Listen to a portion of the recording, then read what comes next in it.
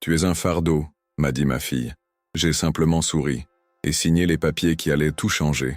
Ces mots, prononcés avec une froideur que je ne lui connaissais pas, résonnent encore dans ma tête comme un coup de marteau sur l'enclume de mon cœur brisé.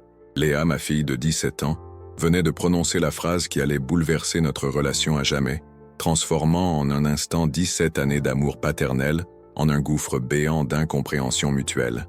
J'étais là, debout dans notre salon parisien aux murs tapissés de photos de famille souriantes, tenant encore à la main le relevé bancaire que je venais de consulter minutieusement pour calculer son argent de poche mensuel. Mes mains tremblaient légèrement, non pas à cause du froid mordant de ce mois de février qui s'infiltrait par les fenêtres mal isolées de notre appartement, mais à cause de la violence inouïe de ces paroles qui venaient de me transpercer le cœur comme une lame glacée trempée dans le poison de l'ingratitude. Je m'appelle Pierre Moreau, j'ai 45 ans, et jusqu'à ce moment précis, je pensais sincèrement être un bon père, un père dévoué, aimant, présent à sa manière. Pendant 17 longues années, j'ai tout donné pour ma famille, sacrifiant mes rêves, mes ambitions personnelles, mes loisirs, mes passions d'antan. Chaque matin, sans exception, je me levais religieusement à 6 heures précises pour prendre le RER bondé jusqu'à La Défense, où je travaille comme directeur commercial dans une entreprise de logiciels informatiques spécialisée dans la gestion d'entreprise. Chaque soir, je rentrais épuisé, vidé, mais paradoxalement heureux de retrouver ma femme Sophie et notre fille unique, Léa, fruit de notre amour et centre de notre univers familial. Je croyais naïvement construire quelque chose de beau, de solide, d'indestructible. Je croyais fermement que mes sacrifices quotidiens, mes heures supplémentaires interminables, mes week-ends entiers passés à rattraper le travail en retard dans mon bureau improvisé de notre chambre, tout cela avait un sens profond et noble. Offrir à ma famille la sécurité financière, le confort matériel, un avenir serein et prospère. Mais ce soir-là, dans notre appartement du 15e arrondissement que nous avions acheté à crédit sur 25 ans, face à ma fille qui me regardait avec ce mélange détonnant de mépris adolescent et d'indifférence cruelle que seuls les jeunes de son âge savent maîtriser à la perfection, j'ai compris brutalement que j'avais tout faux depuis le début. Léa venait de me demander de l'argent pour sortir avec ses amis dans les bars branchés du Marais. Encore une fois, pour la 3e fois cette semaine seulement. Et quand j'ai osé lui faire remarquer diplomatiquement qu'elle dépensait énormément, qu'elle pourrait peut-être envisager de chercher un petit job d'été pour apprendre concrètement la valeur de l'argent et le mérite du travail, elle a littéralement explosé comme une bombe à retardement. Tu ne comprends absolument rien à ma vie. Tu n'es jamais vraiment là quand j'ai besoin de toi. Tu ne sais même pas qui sont mes vrais amis, ceux que j'aime profondément, ceux que je déteste viscéralement. Quels sont mes rêves, mes peurs, mes espoirs. Tu n'es bon qu'à payer les factures. C'est absolument tout ce que tu sais faire dans cette maison. Payer, payer, payer sans arrêt. Mais être un vrai père, un père présent émotionnellement, ça, tu ne sais absolument pas le faire. Tu es juste un distributeur automatique de billets. Et honnêtement, papa, tu es devenu un fardeau avec tes leçons de morale. Chaque mot prononcé était une gifle monumentale qui résonnait dans mon crâne. Chaque syllabe crachée avec hargne creusait un peu plus profondément le gouffre immense que je sentais s'ouvrir inexorablement sous mes pieds chancelants. Sophie, qui préparait consciencieusement le dîner dans notre petite cuisine américaine, avait brusquement arrêté de remuer sa sauce bolognaise. Le silence pesant qui a suivi les paroles assassines de Léa était littéralement assourdissant, oppressant, suffocant. J'entendais distinctement le tic-tac régulier de l'horloge murale héritée de ma grand-mère, le bruit incessant de la circulation parisienne dans la rue en contrebas, le battement désordonné de mon propre cœur qui semblait vouloir exploser et sortir violemment de ma poitrine comprimée par l'émotion. J'ai désespérément voulu répondre, me défendre avec véhémence, expliquer patiemment que absolument tout ce que je faisais quotidiennement, c'était exclusivement pour elle, pour nous, pour notre bonheur familial.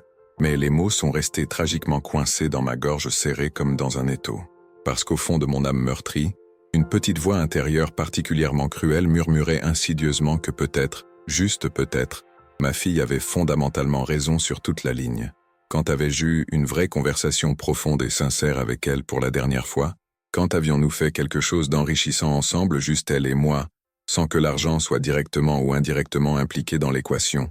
Quand avais-je pris le temps précieux de vraiment l'écouter attentivement, de comprendre authentiquement ses rêves les plus fous, ses peurs les plus profondes, ses espoirs les plus secrets? Léa a brutalement attrapé sa veste en cuir noir et est sortie précipitamment, en claquant violemment la porte d'entrée, faisant trembler tous les cadres accrochés au mur. Sophie est immédiatement venue vers moi d'un pas inquiet, a délicatement posé sa main réconfortante sur mon épaule crispée. Mais même son geste infiniment tendre ne pouvait pas magiquement effacer la douleur lancinante qui venait de s'installer définitivement en moi comme un poison mortel qui se répandait lentement dans mes veines. Cette nuit-là, je n'ai absolument pas réussi à fermer l'œil. J'ai tourné et retourné inlassablement dans mon lit conjugal, ressassant obsessionnellement chaque moment significatif de notre relation père-fille depuis sa naissance, cherchant désespérément dans ma mémoire défaillante des souvenirs précieux où j'étais effectivement autre chose qu'un simple distributeur automatique de billets de banque. Le lendemain matin, au réveil difficile, quelque chose de fondamental en moi avait irrémédiablement changé. Une résolution ferme et inébranlable s'était mystérieusement formée pendant ces longues heures d'insomnie douloureuse et de réflexion profonde. Si Léa pensait sincèrement que je n'étais bon qu'à payer mécaniquement les factures comme un robot sans âme et que j'étais un fardeau, alors elle allait très rapidement découvrir ce que c'était vraiment que de vivre concrètement sans cette sécurité financière absolue qu'elle tenait naïvement pour acquise depuis sa naissance.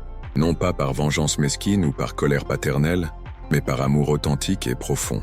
Par ce besoin viscéral et désespéré de lui faire comprendre définitivement que derrière chaque euro durement gagné et dépensé pour elle, il y avait un père aimant qui s'était entièrement sacrifié, qui avait courageusement renoncé à ses propres rêves de jeunesse pour construire patiemment et méthodiquement les siens.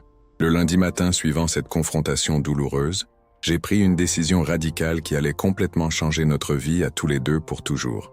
Pendant que Léa dormait encore profondément dans sa chambre d'adolescente, elle était en plein milieu des vacances scolaires de février, j'ai discrètement et méthodiquement retiré sa carte bancaire flambant neuve de son portefeuille en cuir et j'ai immédiatement contacté la banque pour faire bloquer définitivement son compte courant.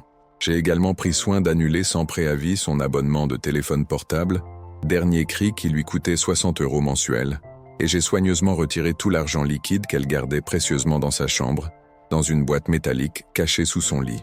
Puis avec une détermination que je ne me connaissais pas, j'ai laissé un message laconique mais explicite sur la table de la cuisine. Si tu veux vraiment comprendre ce que je fais concrètement dans cette famille, viens me voir directement au bureau aujourd'hui.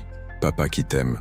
Sophie n'était absolument pas d'accord avec ma méthode drastique, qu'elle jugeait excessive et potentiellement traumatisante. Tu vas beaucoup trop loin, Pierre. C'est encore une enfant fragile qui ne comprend pas la complexité du monde adulte. Tu risques de la braquer définitivement contre toi. Mais moi, au plus profond de mon être, je savais intuitivement que cette approche choc était absolument nécessaire et salvatrice.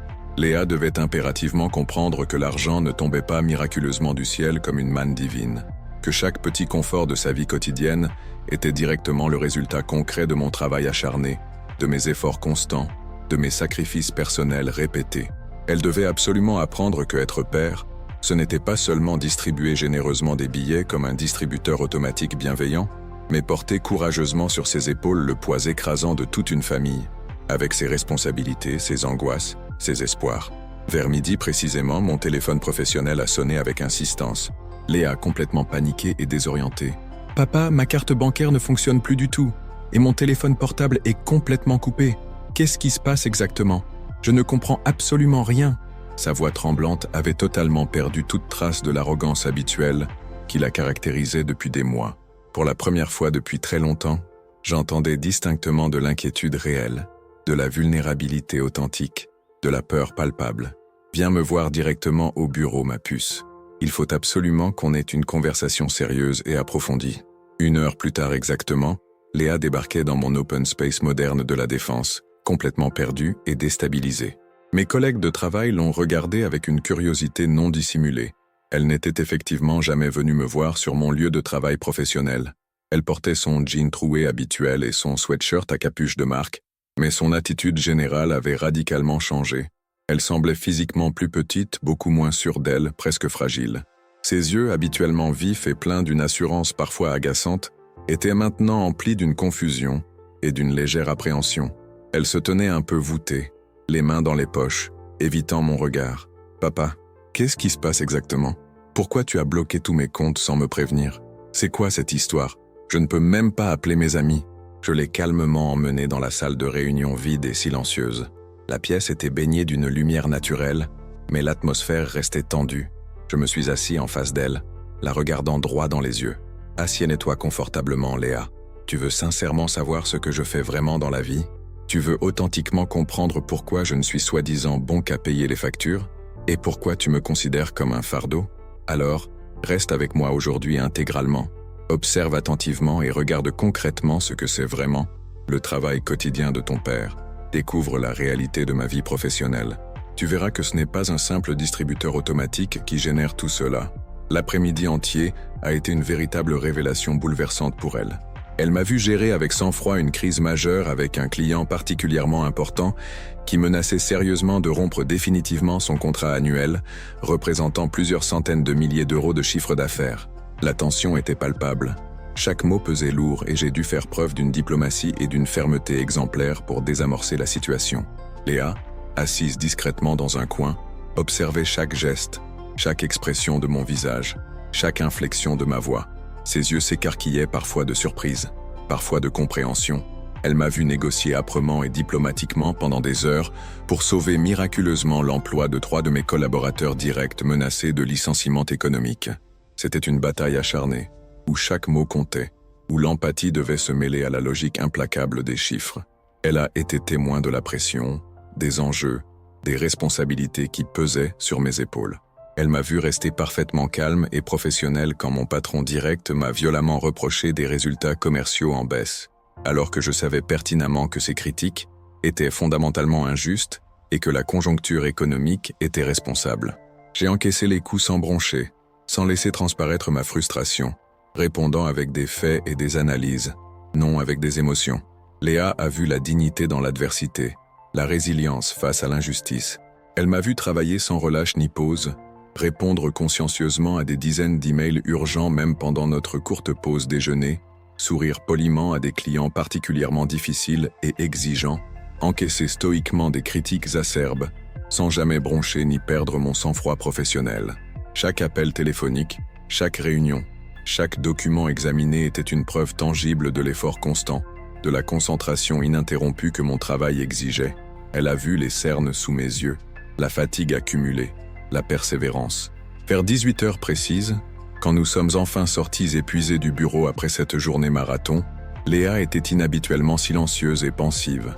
Son visage, d'ordinaire si expressif, était maintenant marqué par une gravité nouvelle. Elle ne regardait plus son téléphone, ne cherchait plus à s'échapper dans son monde virtuel. Elle était là, présente, absorbée par ce qu'elle venait de vivre. Dans le RER bondé qui nous ramenait lentement vers Paris à travers la banlieue grisâtre, elle m'a finalement demandé d'une voix presque inaudible, comme si elle craignait de briser le silence fragile qui s'était installé entre nous. « Papa, tu fais exactement ça tous les jours de ta vie ?» J'ai simplement hoché la tête avec lassitude, mon regard perdu dans le paysage qui défilait. « Depuis exactement 17 ans, ma puce. Depuis ta naissance et tes premiers cris, tous les jours ouvrables, sans exception, même quand je suis malade, même quand je n'en peux plus. » Elle a lentement baissé les yeux vers ses chaussures de sport, un geste qui trahissait une profonde réflexion. « Et tu gagnes combien exactement avec tout ça ?» Je lui ai discrètement montré ma fiche de paie détaillée sur l'écran de mon téléphone portable. Ses yeux se sont considérablement écarquillés de surprise et d'incompréhension, puis une ombre de honte a traversé son visage. Mais alors, avec absolument tout l'argent que je dépense inconsidérément chaque mois, elle n'a pas réussi à finir sa phrase révélatrice. Sa voix s'est éteinte, mais j'ai clairement vu dans son regard qu'elle commençait enfin à comprendre la réalité économique de notre situation familiale. Le choc était palpable. L'ampleur de sa propre insouciance se révélait à elle. Le soir même, à la maison, dans une ambiance tendue mais constructive, j'ai méthodiquement sorti tous nos relevés bancaires des 6 derniers mois, toutes nos factures mensuelles, tous nos justificatifs de dépenses. Je les ai soigneusement étalés sur la grande table de la salle à manger, comme des pièces à conviction, des preuves irréfutables de la réalité de notre quotidien. Regarde attentivement, Léa. Voici notre loyer mensuel, exactement 1 800 € par mois. Voici les charges de copropriété, 300 € mensuels. L'électricité, le gaz, l'eau courante, 250 € en moyenne. Ton argent de poche personnel, 200 € mensuels. Tes vêtements de marque, tes sorties nocturnes, tes jeux vidéo dernière génération, en moyenne 400 € par mois minimum. Les courses alimentaires pour toute la famille, 600 € mensuels. L'assurance de notre voiture, l'essence, l'entretien, 300 € mensuels. Et j'en passe volontairement beaucoup d'autres postes de dépenses, sans compter les imprévus, les réparations, les petites urgences qui surgissent sans prévenir. Léa regardait attentivement tous ces chiffres révélateurs avec des yeux de plus en plus ronds et incrédules. Son visage pâlissait à mesure qu'elle additionnait mentalement les sommes. « Mais papa, ça fait mathématiquement !» Elle calculait fébrilement mentalement, ses lèvres bougeant silencieusement, ses sourcils froncés par l'effort. « Ça fait largement plus que ce que tu gagnes réellement. Comment c'est possible ?» J'ai souri tristement avec une amertume que je ne pouvais plus dissimuler, une lassitude qui pesait sur mes épaules. « Exactement, ma fille. C'est précisément pour cette raison que ta mère travaille également à temps plein comme secrétaire médicale. C'est pour ça que nous n'avons jamais de vacances luxueuses aux Seychelles, pas de voiture neuve tous les 2 ans, pas de maison individuelle avec jardin en banlieue. Absolument tout ce que nous gagnons péniblement passe intégralement dans notre vie quotidienne, et surtout prioritairement dans ton avenir et ton éducation. Chaque euro est compté, chaque dépense est réfléchie. Il n'y a pas de superflu, juste l'essentiel. Et même l'essentiel demande un effort colossal. Les jours suivants ont été particulièrement difficiles et éprouvants pour Léa, habituée depuis sa naissance à un confort matériel qu'elle découvrait soudainement fragile. Sans son téléphone portable qui la reliait constamment à ses amis, sans argent liquide pour ses sorties impromptues, elle a brutalement découvert un monde qu'elle ne connaissait absolument pas, une réalité sociale qu'elle n'avait jamais expérimentée. Elle ne pouvait plus sortir librement avec ses amis comme auparavant dans les cafés branchés du quartier, ne pouvait plus acheter impulsivement tout ce qui lui faisait momentanément envie dans les magasins. Au début de cette expérience, elle était naturellement en colère contre moi, accusatrice et vindicative. « Tu me punis cruellement parce que j'ai simplement dit la vérité. Tu es injuste et tyrannique. Tu me rends la vie impossible. » Mais peu à peu, jour après jour, j'ai distinctement vu quelque chose de fondamental changer progressivement en elle. Une prise de conscience lente mais réelle, une maturité naissante. La colère laissait place à la frustration puis à la réflexion. Le mercredi suivant, elle m'a spontanément demandé si elle pouvait m'accompagner au bureau encore une fois, mais cette fois volontairement. Il n'y avait plus de panique dans sa voix, juste une curiosité sincère. Cette deuxième journée, elle a observé mon travail différemment, avec une attention nouvelle et une curiosité authentique. Elle a clairement vu la fatigue accumulée sur mon visage quand je pensais qu'elle ne me regardait pas attentivement. Elle a attentivement entendu mes conversations téléphoniques quotidiennes avec Sophie, où je m'inquiétais constamment pour nos finances familiales, où je calculais minutieusement si nous pourrions raisonnablement nous permettre de changer notre vieille machine à laver, qui commençait sérieusement à rendre l'âme après 15 ans de bons et loyaux services. Elle a perçu la charge mentale, les soucis quotidiens qui accompagnaient chaque décision financière, chaque dépense. Elle a compris que derrière l'argent, il y avait des choix, des renoncements et une constante vigilance. Le jeudi matin, elle a fait quelque chose de complètement inattendu qui m'a littéralement bouleversé et ému aux larmes. Elle a courageusement trouvé un petit job à temps partiel dans le café traditionnel du coin de notre rue, tenu par la famille Dubois depuis 3 générations. Juste pour quelques heures par jour, papa. Je veux sincèrement comprendre ce que c'est concrètement que de gagner de l'argent par son propre travail. Je veux expérimenter l'effort et le mérite. Je ne veux plus être un fardeau ni te voir comme un distributeur. Le patron, Monsieur Dubois, un homme âgé de 70 ans qui connaissait parfaitement notre famille depuis notre installation dans le quartier, a immédiatement accepté de lui donner sa chance avec bienveillance. Il a vu en elle une étincelle, une volonté nouvelle. Le premier jour de Léa au café, je suis discrètement passé la voir pendant ma pause déjeuner habituelle. Elle était consciencieusement derrière le comptoir en zinc, en train d'essuyer méthodiquement des verres avec un torchon propre, visiblement concentrée sur sa tâche nouvelle. Son tablier blanc, un peu trop grand pour elle, contrastait avec ses vêtements habituels. Quand elle m'a aperçu entrer, son visage s'est instantanément illuminé d'un sourire radieux que je ne lui avais pas vu depuis des mois. Un sourire authentique, pur, dénué de toute trace d'arrogance ou de mépris. « Papa, tu veux un café ? C'est moi personnellement qui le prépare. Regarde comme je maîtrise déjà la machine. » Il y avait une fierté évidente et touchante dans sa voix que je ne lui avais absolument jamais entendue auparavant. Une fierté complètement différente de celle qu'elle affichait quand elle me montrait ses bonnes notes scolaires ou ses trophées de football. C'était la fierté authentique du travail honnêtement accompli, de l'effort personnel récompensé, du mérite individuel reconnu. C'était la fierté de l'indépendance naissante, de la valeur de son propre labeur. Ce soir-là mémorable, Léa est rentrée à la maison physiquement épuisée, mais paradoxalement heureuse et épanouie. Ses mains étaient un peu rougies, ses cheveux légèrement en bataille, mais ses yeux brillaient d'une lumière nouvelle. Papa, j'ai gagné 20 € aujourd'hui. 20 € entiers. Elle brandissait fièrement son premier billet gagné comme un trésor inestimable, comme une médaille d'or olympique. Tu sais combien de temps j'ai dû travailler consciencieusement pour gagner ça? 4 heures complètes. 4 heures de travail intensif pour seulement 20 €. Elle s'est spontanément assise à côté de moi sur notre vieux canapé en tissu, son énergie débordante contrastant avec ma propre fatigue. Papa, je suis sincèrement désolé pour tout. Je ne savais vraiment pas. Je ne comprenais absolument pas la réalité. Je ne savais pas ce que ça représentait. Je suis désolé de t'avoir dit que tu étais un fardeau. Les larmes d'émotion me sont immédiatement montées aux yeux, brouillant ma vision. J'ai posé ma main sur son épaule, un geste que je n'avais pas fait avec autant de tendresse depuis longtemps. Tu n'as absolument pas à t'excuser, ma puce. Tu avais parfaitement le droit de ne pas savoir ces choses-là. C'était entièrement mon rôle de père de te l'apprendre progressivement, et j'ai lamentablement échoué dans cette mission éducative. J'ai naïvement cru qu'en te donnant généreusement tout ce que tu voulais matériellement, je te rendais automatiquement heureuse et épanouie. Mais en réalité, je t'empêchais inconsciemment de grandir psychologiquement, de comprendre authentiquement la valeur réelle des choses et des efforts. Je t'ai privé de cette leçon essentielle, et je m'en excuse. Nous avons longuement parlé toute la soirée, jusqu'à très tard dans la nuit. Pour la première fois depuis de nombreuses années, vraiment parler en profondeur, cœur à cœur, sans masque ni faux semblant. Les mots coulaient librement. Les silences étaient remplis de compréhension.